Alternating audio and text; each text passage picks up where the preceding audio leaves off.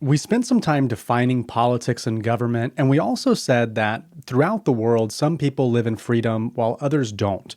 And so we're going to spend a few minutes now looking at some systems of government. Now, of course, throughout this class, we're primarily going to be interested in American democracy, but it's worth looking around the world and seeing what are some of the other systems that are also in place and look at some other forms of government.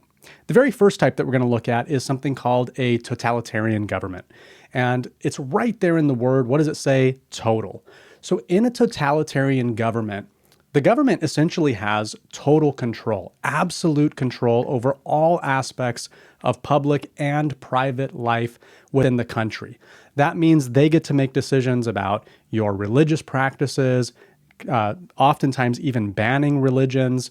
Also, the apparatus of the state would even include things like the media. You know, any media that's made is oftentimes in service of the state or the leader of the state. There is a great degree of surveillance, censorship, propaganda, and people really risk their lives if they step out of line and speak out against the governing leadership. Now, here, as an example, you see an image of Kim Jong-un, who is the leader of North Korea, which is one of the least free countries in the world. In North Korea, the state controls nearly every aspect of public life. Leadership is inherited. So, Kim Jong-un, his father, was the leader of North Korea, as was his grandfather. When it comes to things like expressing yourself, religion, political rights, all of that is suppressed. There were some stories coming out of North Korea in 2009 that a family that was caught with a Bible was actually sentenced to life in prison, including their children. So the children were also going to be imprisoned for life. That gives you an idea of the complete control that is possible within a totalitarian system. So if we look at the world and we look at this concept of freedom, we would certainly not expect totalitarian countries to be seen as free. Now, the next kind of government that we're going to look at is an authoritarian government. Authoritarian governments also have quite a degree of political centralization, where usually one person or a small group of people will control nearly every aspect of the government itself. But there might be some social and economic institutions that exist outside of government control.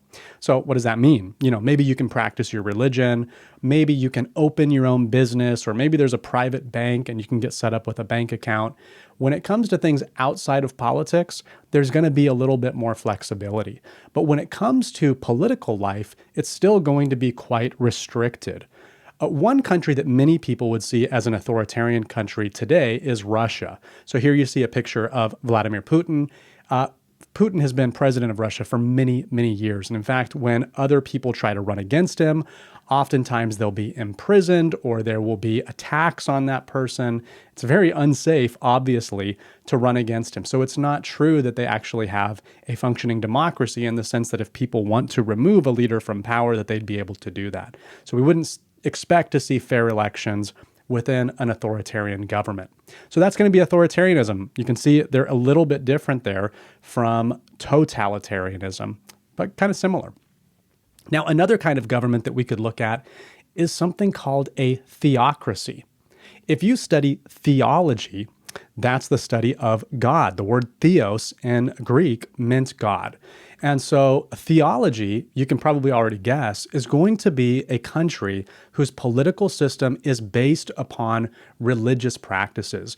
Usually we would expect to see that in a theocracy, the head leader of government is also a religious leader. The idea is that they were appointed by God and that they are running the state as a religious institution.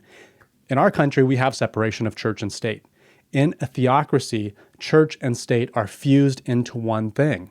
A modern example that we can look at as an example of theocracy would be the state of Iran. So within Iran, the supreme leader, here you see the Ayatollah, is a religious leader. He's actually the head of the nation's most prominent religious group, and he's also the highest authority in government. So the whole legal system within Iran is based on Islamic law.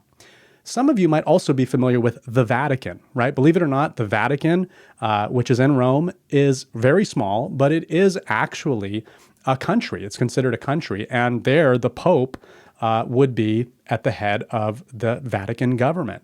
And of course, there's bishops and cardinals and all of that as well. We could see both of these examples as being examples of modern theocracies. There's one more that we're going to look at in this video, and that is going to be monarchy. Monarchy is going to be pretty common for many of you, especially if you know anything about world history. This was a very common type of government, not so common today. But even when we get into chapter 2 and looking at the origins of our Constitution, we're going to see that the American tradition really comes out of this monarchy system of government. And in a monarchy, it's kind of like having a royalty or a king that's in charge, sometimes a king or a queen. There's going to be a single person who we're going to call the monarch, and that person holds supreme power throughout the government. This position is often inherited. So when you see the king dies, who's going to take his place? Usually his son or somebody within his family. They do tend to, most often, monarchies be run by males, but not always. The degree of power is always going to depend on the nation's constitution and culture. So here we see an example today. If you want to look at a true democracy, a true monarchy rather, you could go to Saudi Arabia. In Saudi Arabia, they have an absolute monarchy, and the king is going to be seen as the supreme leader of government. That is going to be an inherited position. We also look around the world and we'll see countries like the United Kingdom. Now, England, they actually have a king, right? That system is actually within England a little bit more of a traditional role. In England today, they have a functioning democracy.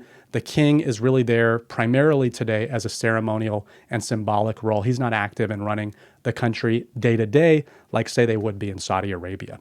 So hopefully this will give you an idea of some of the other types of systems that are out there. Next, we have one more important thing to talk about, and that's democracy, a topic that I'm sure you already know something about, but we're going to dive into how it works in the American system.